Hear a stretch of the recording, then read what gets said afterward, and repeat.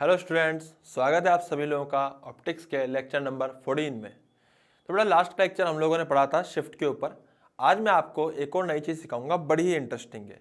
तो सबसे पहले आप उसमें देखिए, जैसे मान लीजिए मैं इसको 3 हिस्सों में डिवाइड कर देता हूँ। किसको? किसी भी सरफेस को। जैसे हम लोगों ने क्या करा, यहाँ पे एक ऑब्जेक्ट को रख लिया है, this is object and this distance is T1, this distance is T2 and this distance is T3। बेटा यहाँ पे लगा हुआ है आंखें। किसकी आंखें हैं सर? ये ऑब्जर्वर की आंखें हैं। आई मेरी बात सुनते? ऐसे 3 डिस्टेंसेस दे रखी है हम लोगों को। हमें क्या बोला गया है कि इसका रिफ्रैक्टिव इंडेक्स N1 था, इसका रिफ्रैक्टिव इंडेक्स N2 था, इसका रिफ्रैक्टिव इंडेक्स N3 था। Getting my point? तो बेटा एक बात बहुत ध्यान समझिएगा कि ये एक्चुअली सवाल किस चीज का है। ये सवाल है कि इफ ऑब्जेक्ट, जो मैंने कल आपको पढ़ाया था उसी आगे का सवाल है, if object and observer, if object and observer are in different medium, if object and observer are in different medium, दोनों के दोनों अगर डिफरेंट मीडियम में हो तो हमें कैसे करना है इसको। तो मेरी बात को जरा ध्यान समझिएगा और आगे कैसे करते हैं समझिएगा। जैसे मान लीजिए कि दोनों के दोनों object and observer different medium में है। बेटा सेम मीडियम में था तो अपन शिफ्ट कर लिया था, या तो शिफ्ट का तरीका बताया था, निकाल सकते थे आराम से, ये सब चीजें थी। लेकिन अगर डिफरेंट मीडियम में हो तो बेटा इसके लिए भी एक शॉर्ट ट्रिक है, सीधा डायरेक्टली फॉर्मूला है। आपको तो बस वो शॉर्ट ट्रिक से फॉर्मूला याद रखना है, मतलब सीधा फॉर्मूला याद रखना है, कुछ भी नहीं करना। मान लीजिए कि जो फाइनल इमेज बनी वो d डिस्टेंस पे बनी। d is the distance from observer, observer से कितना डिस्टेंस है वो है d। तो d वो डिस्टेंस है जो ऑब्जर्वर से फाइनल इमेज का।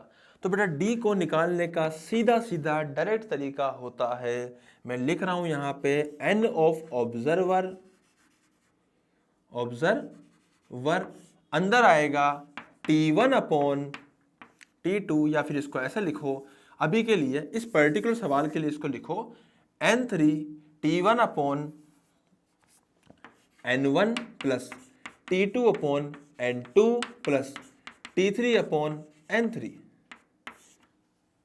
Getting my point? तो अपन ऐसा लिख सकते हैं। तो बेटा इस पर्टिकुलर सवाल के लिए हम लोग इसको ऐसे लिख लेंगे।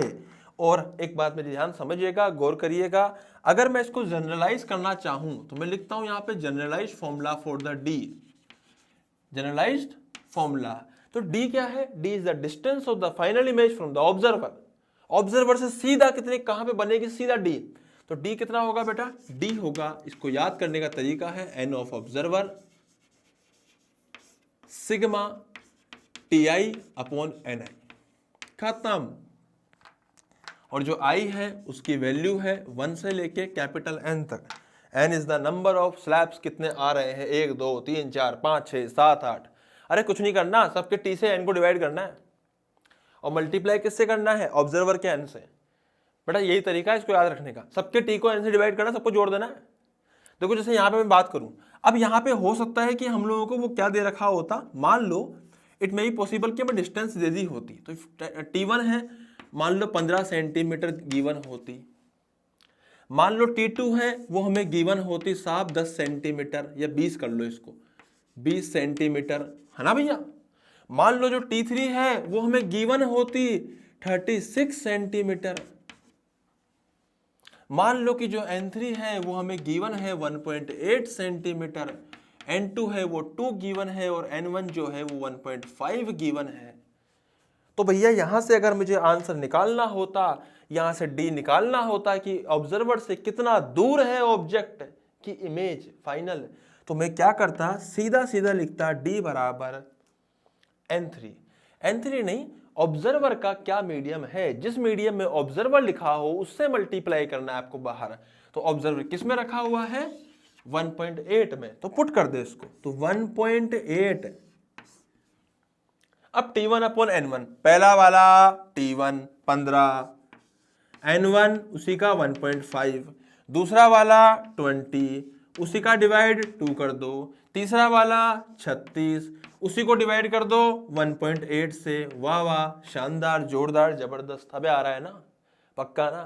तो भैया ये पूरा पूरा आ चुका है। करना क्या है, ध्यान समझना, करना कुछ भी नहीं है, जोड़ना है अब तो यहां से जो d आएगा, d is the distance from the observer to the final image of the object. Getting my point? भाई साहब ध्यान समझिएगा, 15/1.5 10, 20/2 10, 36 डिवाइड बाय 1.8, पॉइंट ऊपर चल जाएगा, 10 बन जाएगा, 360/18 20।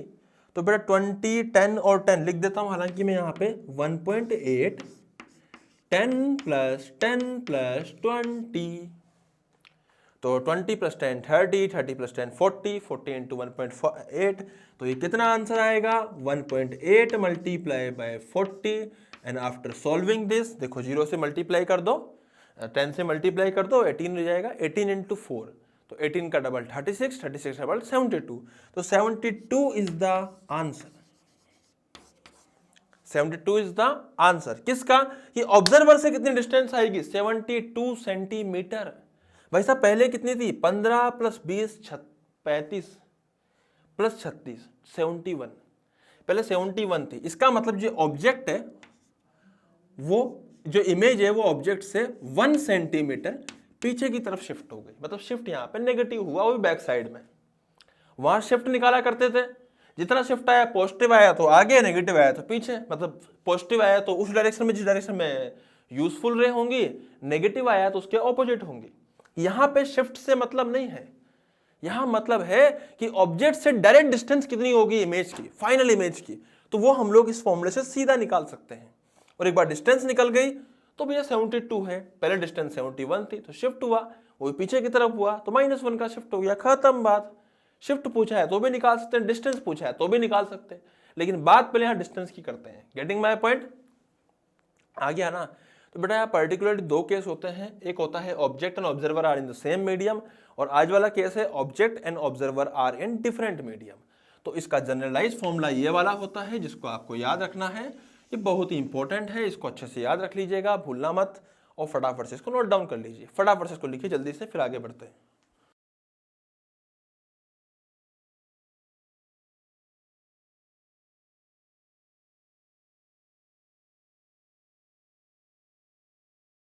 हाँ जी, अब मेरी बात समझिए आप लोग। जैसे मैं आपको एक सवाल देता हूँ, सवाल को ध्यान समझिएगा। जैसे मान लीजिए बेटा, एक सवाल मैंने आपको दिया, ये 3 स्लैब है, एक हो गया, ओई दूसरा हो गया, ओई तीसरा हो गया, ऐसे 3 स्लैब है, 1 2 3, तीनों रखे हुए एक दूसरे के ऊपर। तो बेटा यहाँ पे क्या रखा हुआ है? इस जगह पे रखा हुआ है एक ऑब्जेक्ट, शानदार ऑब्जेक्ट है, छोटा सा ऑब्जेक्ट है, पर है तो ऑब्जेक्ट। हाँ भैया, एक ऑब्जेक्ट रखा हुआ है, बहुत बढ़िया साहब। अब हो क्या रहा है ना, कि जैसे ये वाला स्लैब है, तो इस स्लैब के अंदर इसकी जो चौड़ाई थी वो थी 12 सेंटीमीटर। ये एग्जाम में आया हुआ सवाल है, इसका रिफ्रैक्टिव इंडेक्स अपने को दे रखा है 1.2। उसके बाद जो नेक्स्ट है, इसकी चौड़ाई मान लीजिए आप 20 सेंटीमीटर, एंड इसका रिफ्रैक्टिव इंडेक्स आप ले सकते हो 2। Getting my point? इसकी कितनी है? 20 सेंटीमीटर, रिफ्रैक्टिव इंडेक्स 2 ले लिया है। इसकी बेटा कितनी दे रखी है? जैसे मान लीजिए कि इसकी हमें दे रखी है विड्थ, मतलब इसकी थिकनेस दे रखी है हम लोगों को कितनी, इसको 15 सेंटीमीटर मान लीजिए, और इसका रिफ्रैक्टिव इंडेक्स दे रखा है n1, विच इज n1 तो नहीं, n लिख दीजिए, इसका 1.5। Getting my point? तो पूछा गया है कि ये जो ऑब्जेक्ट है, अब मैं पूछूंगा आपसे, मेरी बात ध्यान समझिएगा, find shift with respect to observer. Observer कहां पर है वो बताता हूं मैं आपको। ऑब्जर्वर ने जस्ट ऊपर आंख लगा रखी है, जस्ट ऊपर से देख रहा है, जस्ट देख रहा है नीचे, उसके अंदर देखा ऑब्जेक्ट कहां पे दिखाई देगा, जस्ट ऊपर रखा हुआ है ऑब्जर्वर। भाई साहब बाहर एयर है, ओके सर, तो सीधा फॉर्मूला लगाओ। फॉर्मूला कैसे लगाएंगे अपन? डिस्टेंस का लगाएंगे। Distance is the D distance distance किसकी है? फाइनल इमेज की। तो लिखो, उसके लिए क्या लिखूंगा? n of observer into T1 upon N1 T2 upon N2। बेटा सिंपल लिखते जाना है, T3 अपॉन N3। बेटा ऑब्जर्वर का भी लिखना होता है, ऑब्जर्वर का n तो है पर t नहीं है। क्यों? t क्या होता है? इस सरफेस से ऑब्जर्वर की आंख कितना दूर है? तो है ही नहीं दूर, तो वो तो टिका के बैठा हुआ है आंख को वहीं पर, तो 0 हो जाएगा। इसलिए 3 ही टर्म्स यहाँ पे आएंगे लिखने के लिए। तो भैया n ऑफ ऑब्जर्वर कितना हो जाएगा? उसको मैं लिख सकता हूं। तो n ऑफ ऑब्जर्वर हो जाएगा एयर का 1। Getting my point? इसी प्रकार से T1 अपॉन N1, तो T1 क्या पहले वाले को मान लो, तो 15 अपॉन 1.5। अगला वाला है 20 डिवाइडेड बाय 2। तीसरा वाला है 12 डिवाइडेड बाय 1.2। अरे गेटिंग माई पॉइंट? तो भैया ये तीनों हम लोगों ने लिख दिए हैं। After solving this what I will get? इसका भी 10, इसका भी 10, इसका भी 10। ओहो, तो भैया आंसर हो जाएगा 30 सेंटीमीटर। मतलब बेसिकली जो बात कर रहे थे, बात यहां पे आकर टिकेगी कि जो ऑब्जेक्ट है वो ऊपर से 30 सेंटीमीटर पे उसकी इमेज बनेगी, और 30 सेंटीमीटर कहां पे होगा वो अपन बना देते हैं।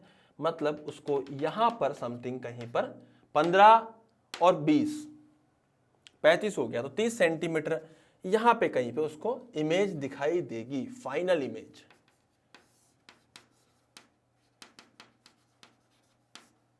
आई मेरी बात में? आई फाइनल कितने दूरी पर?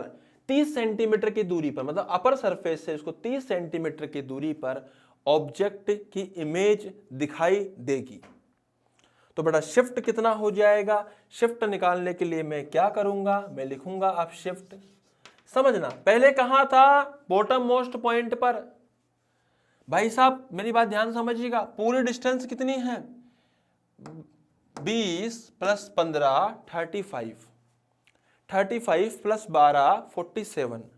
तो बेटा 47 में से अगर मान लीजिए ऊपर के 30 चले गए तो नीचे कितना बचा? कितना बचा भैया? ये बचेगा 12 प्लस 5 17। तो शिफ्ट आया 17 सेंटीमीटर। मतलब ये 17 सेंटीमीटर ऊपर की तरफ शिफ्ट हो जाएगा, ऑब्जेक्ट की जो इमेज आएगी वो। Getting my point? तो बेटा ये बहुत ही शानदार कॉन्सेप्ट है। मैंने आपको 2 इस पर सवाल करा दिए हैं, मैं इसके ऊपर और सवाल अभी नहीं कराऊंगा क्योंकि फिर हमारे पास टाइम की कमी होती है। तो आपको इन दोनों सवालों को लिखना है, और वैसे भी इसके ऊपर वैसे वैसे सवाल बार बार होंगे, बार बार इस तरह के सवालों को कराने का कोई सेंस नहीं है। मैं आपको प्रैक्टिस शीट में दूंगा, आपको उसको सोल्व करना है और उसके बाद वहां से आगे बढ़ना है। आई मेरी बात समझ में? तो फटाफट से दोनों को नोट डाउन कर लीजिए। उसके बाद फिर हम लोग पढ़ते हैं टोटल इंटरनल रिफ्लेक्शन। तो फटाफट इसको नोट डाउन कीजिए, फिर आगे बढ़ते हैं, ठीक है?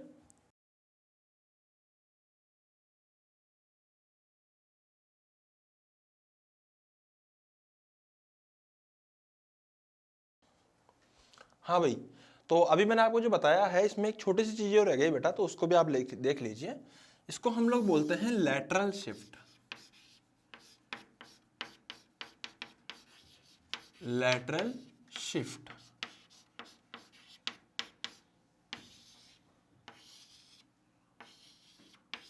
Lateral shift. Getting my point?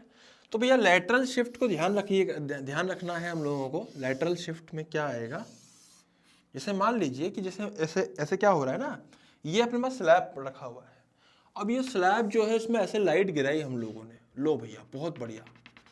तो दिस इज नॉर्मल, ऐसे ये लाइट गिरी, इंसिडेंट रे, है ना। उसके बाद क्या हुआ, जैसे मैं क्या करने वाला हूँ यहाँ पे, नॉर्मल को ढंग से इस कलर से बना देता हूँ, और उसके बाद फिर हमने ऐसे यहाँ पे एंगल ऑफ रिफ्रैक्शन लिया है, ये एंगल ऑफ इंसिडेंस लिया है, एंड उसके बाद में हम लोगों ने यहाँ पर अगेन जो ये रिफ्रैक्शन एंगल होगा वही ये आर हो जाएगा। Getting my point? और सिमिलरली ये जो लाइट है वो बिल्कुल ऐसे करके इधर निकल जाएगी। अरे सही है ना। तो भैया लेटरल शिफ्ट का मतलब क्या है कि अगर ये स्लैब नहीं होता तो जो ये रे है वो बिल्कुल ऐसे निकलती। Getting my point? ऐसे करके निकल जाती, मतलब ये यहाँ पे पैरेलल बनती है, वो अलग बात है। यहाँ पे दोनों पैरेलल चली जाती है इस तरह से, दोनों parallel parallel parallel parallel parallel. तो भैया अगर ये नहीं होता तो ये इस प्रकार से बन जाती। लेकिन हम तो जानते हैं कि भैया ये हमारे पास में स्लैब था, तो इसका मतलब ये इतनी लेटरली शिफ्ट हो गई, इसको अपन बोल सकते हैं एस। ठीक है, ये लेटरल शिफ्ट हो चुका है इधर की तरफ। मैं इसको एसएल भी लिख सकता हूं, एसएल बोले तो lateral shift. Getting my point? तो हमें इसकी वैल्यू निकालनी है एसएल की। तो बेटा ध्यान समझिएगा, ये एंगल कितना हो जाएगा, दिस एंगल इज पूरा आई था, वर्टिकली ऑपोजिट एंगल पूरा आई होता, अगर ये आर है तो ये एंगल हो जाएगा I minus R. Getting my point? I minus R. हाँ भाई सही बात है यार। उसके बाद मैं यहाँ पे क्या कर सकता हूं, मेरी बात ध्यान समझिएगा, मैं यहाँ पे कर सकता हूं कि भैया ये हो जाएगा थिकनेस टी, ये टी हो जाएगा। तो ये जो लाइन है ये कितनी हो जाएगी बेटा, ये बन जाएगी, देखो ध्यान समझिएगा, ये जो अगर ये थिकनेस टी दे रखी है इसकी, तो दिस डिस्टेंस, ये यहां से यहां तक की जो डिस्टेंस है इसको मैं लिख सकता हूं, ध्यान समझिएगा, अगर ये टी है तो भैया एंगल आर है, तो ये हो जाएगा टी सेक आर। अरे भैया इसी का तो कोस कंपोनेंट कितना आएगा, T sec R, cos R is T. समझ में आई ना मेरी बात? उल्टा करूंगा ना, टी सेक आर हो जाएगी ये डिस्टेंस। तो बेटा अगर मैं इस वाले का बात करूं, इस ट्राइंगल का, ये वाला और ये वाला, तो इस पर्टिकुलर ट्राइंगल में मैं लिख सकता हूं sine of I minus R. I minus R is perpendicular upon hypotenuse. Perpendicular is lateral shift and hypotenuse is T sec R. सही बात है। तो भैया यहां से SL कितना आ जाएगा, यहां से SL आ जाएगा T sec R into sin I minus R। तो ये कितना हो जाएगा अपना, ये हो जाएगा हमारा लेटरल शिफ्ट। ये क्या हो जाएगा, ये हो जाएगा lateral shift. Getting my point? तो बेटा लेटरल शिफ्ट हमने यहाँ पे निकाला है, यहाँ पे वैल्यू निकाली है, इसको हम लोग यहाँ पे पुट कर दिया है।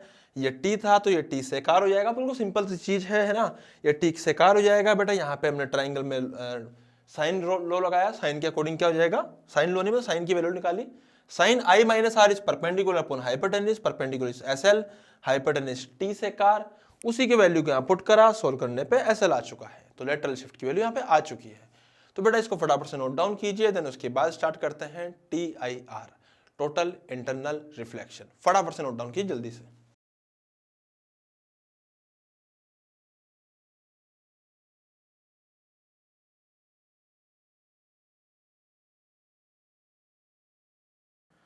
हाँ भाई, तो अब हम पढ़ने वाले हैं टोटल इंटरनल रिफ्लेक्शन। देखिए फटाफट से TIR। तो बेटा एक्चुअली होता क्या है मैं समझाता हूँ आपको। जैसे मान लीजिए दो सरफेस है, ध्यान समझिएगा, क्या है, दो सरफेस। तो बेटा दो सरफेस अगर है और मैं आपको कहूँ कि भैया जो रे है अगर वो डेंसर मीडियम से अगर रेयर मीडियम की तरफ मूव कर रही है, डेंसर मीडियम से रेयर मीडियम की तरफ जा रही है, मतलब इस वाले मीडियम से इस वाले मीडियम में जा रही है, तो हम जानते हैं कि जो रे है वो after refraction away from, it will go away from the normal. तो अगर डेंसर से रेयर जाती है तो वो नॉर्मल से दूर जाती है। ये बात समझ में आती है? हाँ सर, बात तो सही है सर यार। अब एक्चुअली यहाँ पे खेल शुरू होता है। जैसे मान ले कि हमने क्या करा, इंसिडेंट था ये आर था, अब मैंने क्या करा कि यार जैसे जैसे जैसे मैं आई को जैसे कम करूंगा तो मेरा आर भी कम होने लग जाएगा।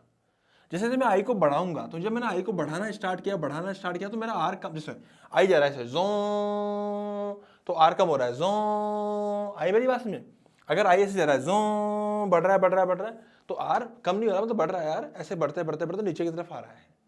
तो भाई एक ना एक ऐसा मौका भी आएगा, एक ना एक, जब ये जो अपने आई की वैल्यू है ये सी के बराबर हो जाएगी। सर सी क्या है बताता हूं, उससे पहले समझो कि उस मोमेंट पर जो एंगल ऑफ रिफ्रैक्शन है वो 90 डिग्री हो जाएगा। आई मेरी बात समझ में? एक ना एक मौका ऐसा आएगा जब अपना जो इंसिडेंट रे है वो किसी एंगल पर गिरेगी, उसको हम लोग क्या बोल सकते हैं, IC इक्वल टू सी। सी क्या है बताता हूं, लेकिन उस टाइम पर जो एंगल ऑफ रिफ्रैक्शन है वो 90 हो जाएगा। मतलब अगर मैं इस मोमेंट पर स्नेल्स लॉ का इस्तेमाल करूं तो व्हाट आई कैन राइट कि refractive index of the denser medium into sine of I C is equal to refractive index of R rare medium into sine of 90, ये 90 हो जाएगा। Getting my point. तो what I can write मैं यहाँ पे लिख सकता हूं कि भैया जो अपना IC हो जाएगा साइन ऑफ IC सोल्व करने पर साइन ऑफ IC की वैल्यू जो आएगी भाई 90 तो 1 हो जाएगा, तो ये आ जाएगा NR अपॉन ND। भाई ऑब्वियस बात है, साइन में तभी आते को इसको साइन C मतलब साइन IC मतलब या तो साइन IC बोल दो इसको या तुम बोल दो और sine C is equal to NR upon ND। Getting my point. Sine C बराबर NR अपॉन ND। तो भैया साइन C को हम क्या बोलते हैं NR अपॉन ND। NR मतलब refractive index of rare medium, ND मतलब refractive index of denser medium. तो एक बात ध्यान रखना, सर C क्या है या IC क्या है? इस IC या C को हम लोग क्या बोलते हैं? इस IC या C को हम लोग बोलते हैं क्रिटिकल एंगल। क्रिटिकल एंगल बेटा, क्रिटिकल एंगल क्या होता है? डेफिनेशन आएगी, उसको नोट डाउन कर लीजिएगा। क्रिटिकल एंगल होता क्या है, डेफिनेशन को नोट डाउन भी करते रहिए और समझते भी रहिए। क्रिटिकल एंगल क्या होता है? ये वो एंगल है इंसिडेंट जब रे अगर डेंसर से रेयर में जाती है तो कोई ना कोई ऐसा एंगल आता है कि उसके उस एंगल पर एंगल ऑफ रिफ्रैक्शन जो है वो 90 डिग्री पहुंच जाता है। कितना पहुंच जाता है? 90 डिग्री। मतलब अगर मैं उस यहां से इंसिडेंट रे को अगर जरा सा भी बड़ा कर दूंगा, जरा सा भी, this I is greater than IC, इसका मतलब क्या है कि अगर I अपनी IC से बड़ी हो जाएगी, I की वैल्यू मतलब इंसिडेंट एंगल की वैल्यू अपनी एंगल ऑफ इंसिडेंस की वैल्यू अगर IC से बड़ी हो जाएगी, क्रिटिकल एंगल से अगर बड़ी हो जाएगी, तो इसका मतलब अब क्या होगा? ये 90 तक तो पहले ही जा रही थी, अब ये वापस अंदर आ जाएगा। तो एक्चुअली जब वापस अंदर आएगा तो ये कौन सा लॉ फॉलो करेगा? कौन सा लॉ फॉलो करेगा? Law of reflection. तो लॉ ऑफ रिफ्लेक्शन को ये फॉलो करेंगे और उस अकॉर्डिंग जैसे इसको अपन I1 मान लेते तो I1 ही अपने पास में एंगल ये बनाएगा। आई मेरी बात समझ में? तो मैं कह सकता हूं कि IC और C is the critical angle. Critical angle वो एंगल होता है जब रे अगर डेंसर से रेयर में जाती है तो डेंसर से रेयर में जाते वक्त अगर रिफ्रैक्शन एंगल ऑफ रिफ्रैक्शन अगर 90 डिग्री बनता है तो उस केस में उसके अकॉर्डिंग जो एंगल आता है इंसिडेंस उसको बोलते हैं क्रिटिकल एंगल। आई मेरी बात समझ में? और बेटा अगर आपका इंसिडेंट एंगल क्रिटिकल एंगल से बड़ा है तो उसके बाद वो TIR करती है। क्या करती है? TIR, दिस रे is doing total internal reflection. क्या करिए? Total internal reflection, not refraction. अब ये रिफ्लेक्शन हो रहा है, ये दो सरफेस में भी रिफ्लेक्शन होते हैं और TIR की संभावनाएं तभी बढ़ती है जब रे सभी होती है जब रे डेंसर से रेयर में जाती हो। अगर रेयर से डेंसर में जाएगी TIR होगा ही नहीं, लेकिन डेंसर से रेयर में जाएगी मतलब रेयर से डेंसर में TIR नहीं होगा, पर डेंसर से रेयर में जाएगी तो TIR होने की संभावनाएं होती है। आई मेरी बात समझ में? तो बेटा जब भी आपको ऐसा लगे कि भैया डेंसर से रेयर की तरफ जा रही है तो दिमाग में याद रख लेना कि TIR की यहाँ पे संभावनाएं हो सकती है। आई मेरी बात समझ? जब भी डेंसर से रेयर में जाएगी तो ध्यान रखना है कि कहीं TIR तो नहीं हो रहा। सवाल में अगर ऐसा हुआ कि डेंसर से रेयर की तरफ जा रही है तो आपको ध्यान रखना है कि TIR तो नहीं हो रहा, TIR हो रहा है या नहीं हो रहा, इस बात का आपको विशेष तौर पे ध्यान रखना पड़ेगा। TIR तभी होता है जब incident angle of incidence critical angle से बड़ा हो। क्रिटिकल एंगल कैसे निकालते हैं? Critical angle is equal to NR upon ND, मतलब sine of critical angle equal to NR upon ND। तो अपन ये चीज लिख सकते हैं। Getting my point? तो बेटा फटाफट इसको नोट डाउन कर लीजिए, उसके बाद फिर हम लोग आगे बढ़ते हैं जल्दी से।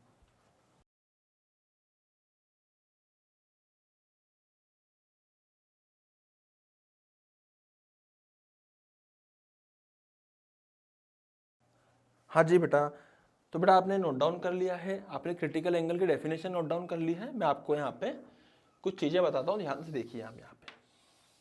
और TIR के बारे में भी, है ना, एक काम कीजिए आप, है ना, TIR की डेफिनेशन भी आप लिख लीजिए। TIR की डेफिनेशन जो आ रही है उसको भी लिख लीजिए जल्दी से, ठीक है, फटाफट से। उसके बाद मैं आपको कुछ क्वेश्चन बताता हूँ इसके ऊपर जल्दी से।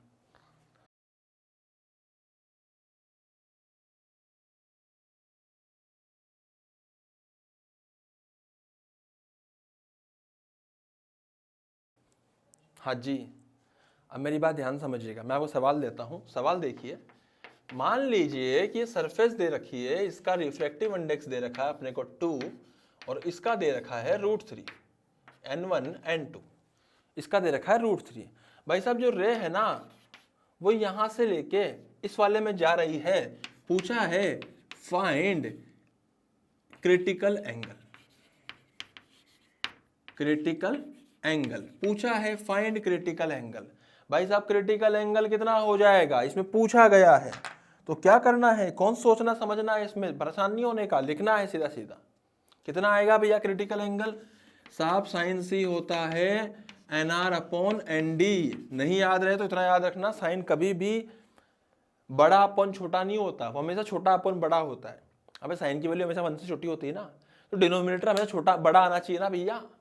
अरे आई से, अगर साइन की वैल्यू 1 से बड़ी छोटी रखनी है तुमको, अगर साइन की वैल्यू 1 से छोटी रखनी है तो denominator should be greater than numerator. तो भैया NR की वैल्यू कितनी हो जाएगी यहाँ पे? NR हो जाएगा रेयर, डेंसर से अपन रेयर में जा रहे हैं तो NR हो जाएगा √3, ND हो जाएगा 2, डेंसर से रेयर में जा रहे हैं क्योंकि 2 बड़ा है √3 से। √3 की वैल्यू होती है 1.732, 2 की वैल्यू होती है 2, तो बड़ा हो गया ना भैया। तो √3/2 आया, इसका मतलब C की वैल्यू आएगी 60 डिग्री। ये क्या हो गया? Critical angle. खत्म, क्या सोचना है इसके अंदर? अबे सही है ना, क्या होएगा यहाँ पे 60 डिग्री। अबे आ रहा है ना, पक्का ना? तो फटाफट नोट डाउन करो ना, उसके बाद आगे बढ़ते हैं ना, जल्दी से करो।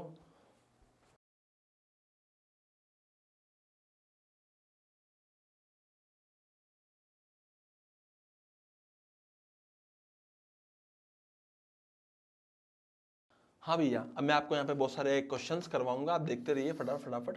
जैसे मान लीजिए कि अपने को 2 दे रखा है, √2 सॉरी, ये दे रखा है 1 अपने को, ठीक है, ये √2 दे रखा है, ये 1 दे रखा है। लाइट जो है वो यहाँ से यहाँ जा रही है, तो यहाँ से यहाँ तक जो जा रही है लाइट, उसका जो एंगल है वो है 50 degree angle. Getting my point? कितना डिग्री एंगल है बेटा? 50 डिग्री एंगल। तो पूछा गया इस सवाल के अंदर फाइंड डेविएशन नेट। उसके अलावा और भी क्या क्या पूछा है? फाइंड डेविएशन नेट, एंड पूछा है एंड आल्सो फाइंड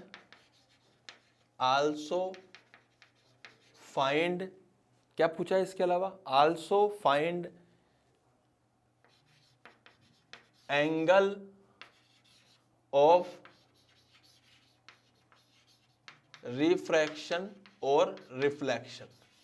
इसे दोनों कैसे लिख दिया आपने बेटा? अगर रिफ्लेक्शन हो रहा है तो एंगल ऑफ रिफ्रैक्शन निकालिए, रिफ्रैक्शन हो रहा है तो एंगल ऑफ रिफ्रैक्शन निकालिए, और डेविएशन में निकालिए। कुल मिला के बात यह है कि जब भी रे डेंसर से रेयरर में जाएगी, जब भी रे डेंसर से रेयरर में जाएगी, भाई साहब कभी जल्दबाजी मत करना, हमेशा ध्यान रखना, जब भी रे डेंसर से रेयरर में जाएगी, बड़े वाले से छोटे वाले में जाएगी, यहाँ पे TIR होने की संभावनाएं हो जाती है। तो TIR हो सकता है, उसको चेक करने के लिए पहले क्रिटिकल एंगल निकालिए, उसके बाद ट्राई कीजिए। तो ये क्वेश्चन आप ही को करना है बेटा। मैं एक और सवाल लिख रहा हूं यहाँ पे ऐसा ही। ये फर्स्ट पार्ट हो गया, मैं आपके सामने यहाँ पे एक और पार्ट लिखता हूं।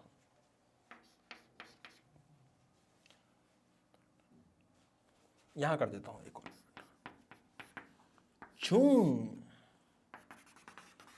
Zoom angle of incidence.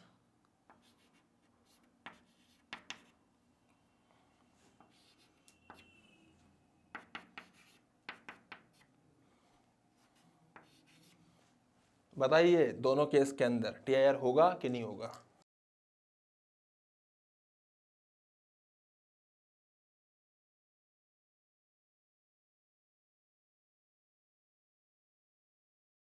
हाँ भैया, इस केस में TIR, इस केस में क्रिटिकल एंगल कितना हो जाएगा? C।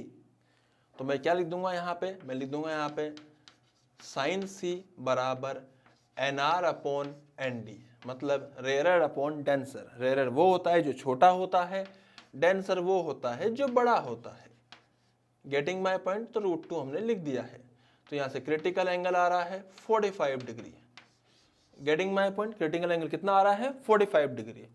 तो भैया यहाँ से मैं क्या करूँगा, मैं कह सकता हूँ कि जो अपना एंगल ऑफ इंसिडेंस है which is 50 degree, this 50 degree angle of incidence is greater than critical angle which is 45 degree. हो, ऐसा हो रहा है, इसका मतलब TIR होगा। इसका मतलब क्या होगा? TIR होगा। इसका मतलब रे वापिस आ जाएगी। तो भैया TIR होगा तो कितने डिग्री पर होगा? 50 डिग्री पर ही। यहाँ पर जितने डिग्री पे गया था उतने पर ही एंगल ऑफ रिफ्लेक्शन आएगा। तो मैं कह सकता हूं कि भैया जो एंगल ऑफ रिफ्लेक्शन होगा वो भी 50 डिग्री ही हो जाएगा, क्योंकि रिफ्लेक्शन में तो एंगल बराबर होते हैं यार। इतनी बात समझ में आती है ना, रिफ्लेक्शन में तो एंगल बराबर होते हैं। अच्छा, डेविएशन कितना होता? तो उसके लिए बुद्धि लगानी पड़ेगी। अगर ये सरफेस नहीं होती तो ये आगे जा रहा होता, लेकिन ये सरफेस थी, इसके कारण इतना घूम गया, और जितना घूमा दैट इज डेविएशन। तो डेविएशन कितना आया उस केस में? देखो, सीधी जाती लेकिन घूम गई, और कितना घूमी? 180 माइनस 2 इंटू 50 डिग्री। सही बात है। तो आंसर जो आएगा वो आएगा 80 डिग्री। आई मेरी बात समझ में?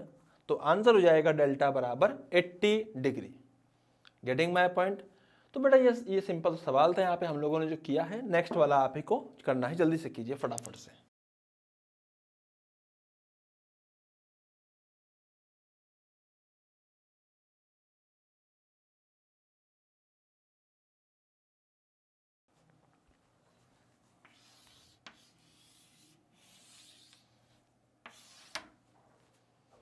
ध्यान से समझिएगा।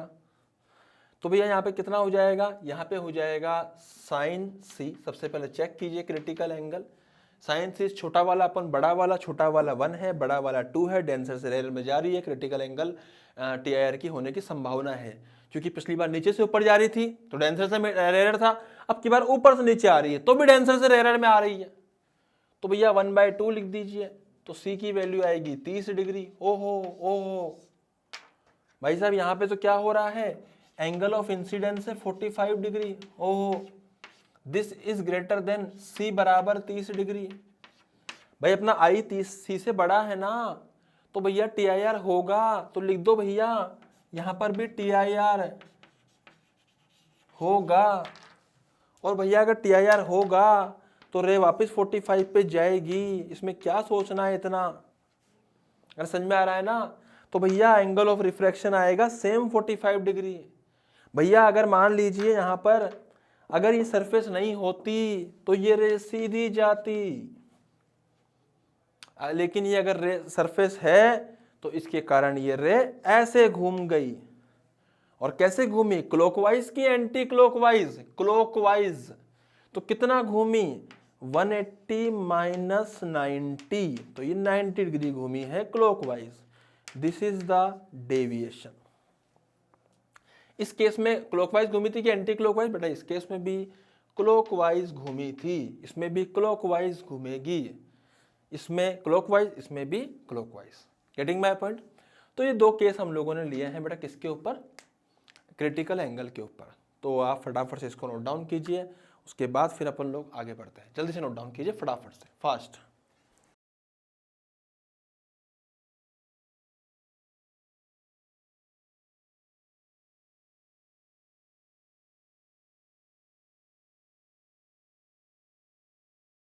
हाँ जी। तो बेटा ये दो केस हम लोगों ने इसके ऊपर लिए हैं। अभी हम लोग क्या करेंगे, मैं आपको इसमें और भी चीज़ें बताता हूँ। जैसे मान लीजिए, सिंपल सी बात मैं आपको बताऊँ, जैसे कोई सरफेस है, अब यहाँ पर है डेंसर मीडियम, यहाँ पर है रेयर मीडियम। बात समझना मेरी आप ध्यान से।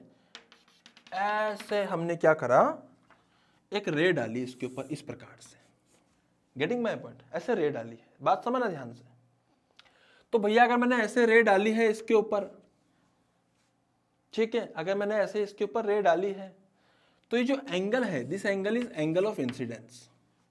हाँ सर, बात तो समझ में आती है ये वाली तो, है ना, मेरी बात ध्यान समझिएगा, एक मिनट, है ना। ऐसे अगर मैंने रे डाली है तो ये हो गया एंगल ऑफ इंसिडेंस। हाँ सर, अगर मैं आपको बोलूं कि यहाँ पे क्रिटिकल एंगल क्या हो जाएगा, सर क्रिटिकल एंगल हो जाएगा साइन सी बराबर NR upon NT।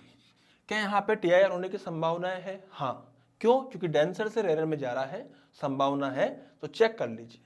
Getting my point? ठीक है भैया। अब मैंने क्या करा कि if angle I is less than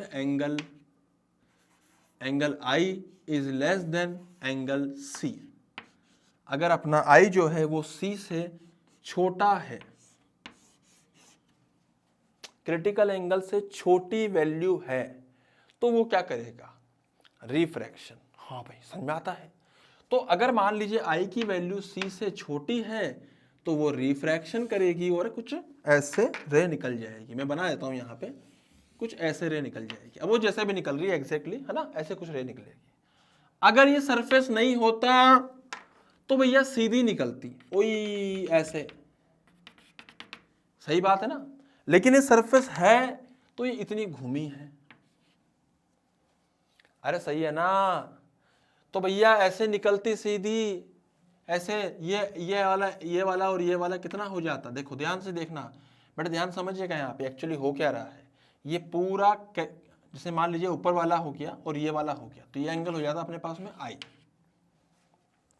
ठीक है।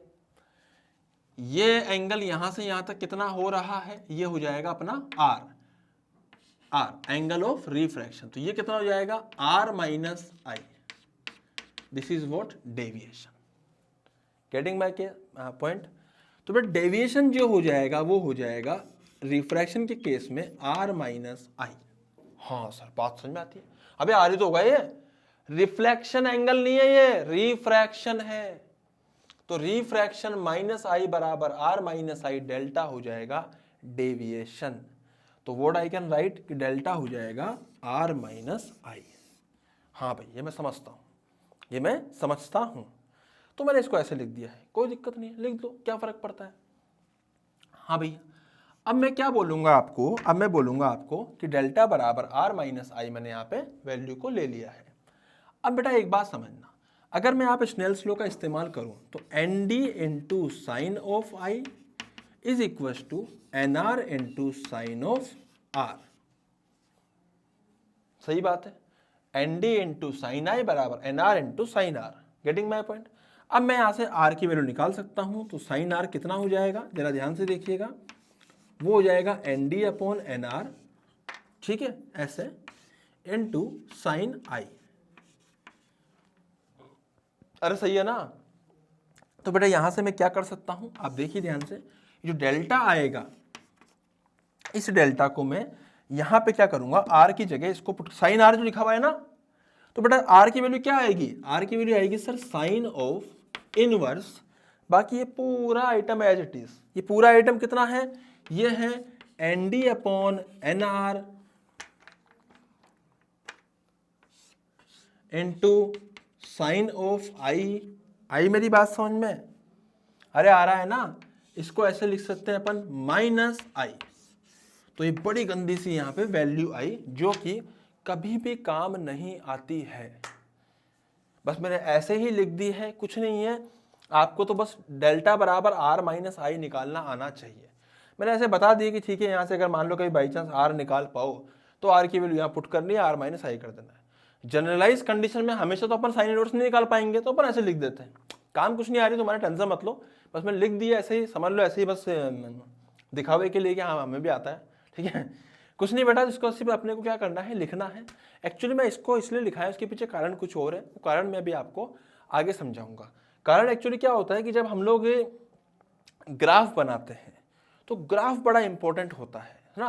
वो ग्राफ पैराबोलिक नहीं है, वो ग्राफ एलिप्टिकल नहीं है। ये समझाने के लिए मैंने बताया कि जो रिलेशन है this is not parabolic. Delta और I में क्या रिलेशन है? बहुत अजीब सा रिलेशन है। This is not a parabolic relation.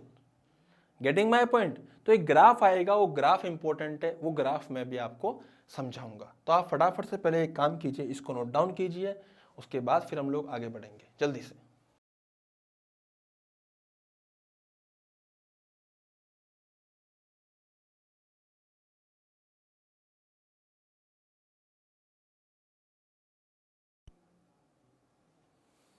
हाँ भाई, तो मैंने डेल्टा की वैल्यू बताई बड़ी अजीब सी। अब मैं ग्राफ बताता हूँ, ग्राफ कैसे आएगा बेटा।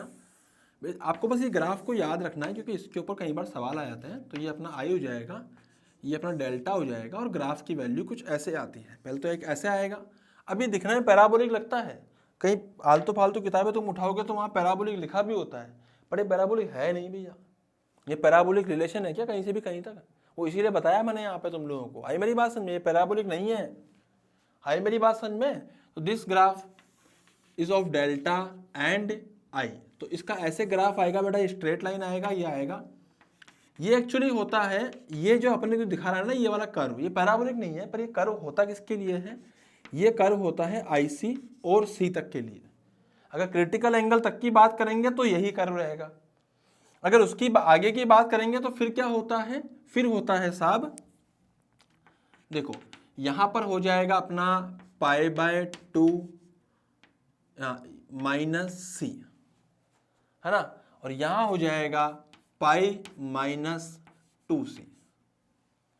तो बेटा ये ग्राफ है जो आपको याद रखना है। अब ये सब क्या है देखो, समझना कि जैसे मान लीजिए मैं आपको एक सिंपल सी बात करता हूँ, बहुत सिंपल सी।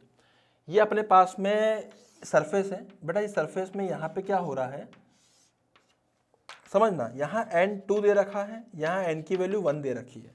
तो what will be the critical angle? Sir critical हो जाएगा 30 डिग्री। समझना बात को। तो अगर मान लीजिए कि दिस एंगल इज 30 डिग्री, तो बेटा इसका जो इंसिडेंट रे है वो निकलेगी इधर, सॉरी इसकी रिफ्लेक्टेड रे है, रिफ्रैक्टेड रे वो कहाँ निकलेगी? 90 डिग्री पे। हाँ भाई बात समझ में आती है। तो बेटा इस केस में इस पॉइंट पर डेविएशन कितना हो जाएगा? तो अगर ये नहीं होती सरफेस तो ये ऐसे जाती, लेकिन सरफेस है ये 30 तो ये भी 30 होती। ये सरफेस है तो ये π/2 -30 हुई। तो व्हाट इज π/2 -30? 30 इज C, 30 क्या है? क्रिटिकल एंगल है। तो बेटा π/2 -30, π/2 -C is the value eight critical angle. Critical angle जब इंसिडेंट एंगल क्रिटिकल एंगल के बराबर होगा तो उस टाइम पर डेविएशन की वैल्यू π/2 -C हो जाएगी। सिर्फ समझाने के लिए बता रहा हूं मैं आपको ये सब चीजें। उसके बाद क्या होगा बेटा, मान लीजिए 30 की जगह मैंने इसको कर दिया है, तो समझना बात को। अब जो एंगल है वो हो चुका है 30 की जगह 30.000001, 30.000001। एग्जैक्टली 30 नहीं है, पर लगभग 30 है। मतलब 30 से जस्ट बड़ा हुआ है, मतलब वो क्रिटिकल एंगल से हल्का सा बड़ा हुआ है। बेटा क्रिटिकल एंगल से हल्का सा बड़ा होगा तो अब रे क्या कर जाएगी? TIR, और TIR करेगी तो उसका जो यहाँ पर वैल्यू आएगी वो भी सेम आएगी, 30.000001। आई मेरी बात समझ में? तो इस केस में डेविएशन हो जाएगा। डेविएशन अब किसकी तरह डेविएशन आएगा? अब डेविएशन आएगा सिंपल रिफ्लेक्शन की तरफ। जो रिफ्लेक्शन में डेविएशन होता है π-2I। बेटा यहाँ पे इंसिडेंट एंगल कितना हो जाएगा? 30.000001। तो इसका मतलब 30.000001 को तो मैं C बोल सकता हूं ना यार, लेकिन ये एग्जैक्टली C नहीं है, ये C से हल्का सा बड़ा है, हल्का सा। तो ग्राफ क्या कह रहा है आपको कि भैया एग्जैक्टली C होगा तो डेविएशन ये आएगा। यहां गोला बनाने का मतलब क्या है कि ये वैल्यू एग्जैक्टली C पे एग्जिस्ट नहीं करती है, पर π-2C वैल्यू तब आएगी जब वो C से हल्का सा बड़ा होगा। आई मेरी बात समझ में? अरे आ रहा है ना। और भैया ये डेविएशन का जो पूरा खेल है, अगर रिफ्लेक्शन हो जाएगा तो डेविएशन हो जाएगा कितना? π-2I। ये इस वाले के लिए खेल है, गेटिंग माय पॉइंट। और इस वाले के लिए ये रिलेशन है जो कि हमारे लिए निकालना एक तरह से असंभव है, बट हम लोग कुछ वैल्यूज के अंदर इसके कुछ पर्टिकुलर वैल्यूज में यहाँ पे डेविएशन निकाल पाते हैं। जो अगर हम लोग R निकाल पाएंगे, देखो यहाँ पे स्नेल्स लग रहा है बेटा, R तभी निकाल पाएंगे जब यहाँ पे हमें साइन इनवर्स की वैल्यू पता हो। अब पता पड़ा यहाँ पे दे दिया 1/4, तो कैसे निकाले भाई? 1/4 थोड़ी ना आता है अपने को साइन का वैल्यू निकालना। 1/2 हो तो 30 डिग्री निकालना आता है, 1/√2 निकाल सकते हैं। √3/2 हो निकाल सकते हैं, लेकिन 1/8 दे दिया तो निकाल पाएंगे यार। तो इसीलिए यहाँ पे अगर जिस वैल्यू, हालांकि अपने को सवाल वही आते हैं जिसमें अपन निकाल सकते हैं इजीली आर की वैल्यू, तो वहाँ निकाल पाएंगे तो फिर डेल्टा भी निकल जाएगा, कोई बड़ी बात नहीं है। Getting my point. बाकी ग्राफ है बेटा, इसको आपको याद रखना है, समझना है, सोचना है। इसी ग्राफ से संबंधित अपन नेक्स्ट क्लास में सवाल करेंगे, तो आप इसको पूरा नोट डाउन कर लीजिए। उसके बाद फिर हम लोग नेक्स्ट क्लास में मिलेंगे। आज का लेक्चर में यही समाप्त करते हैं। Thank you so much. Happy learning, happy learning. Thank you.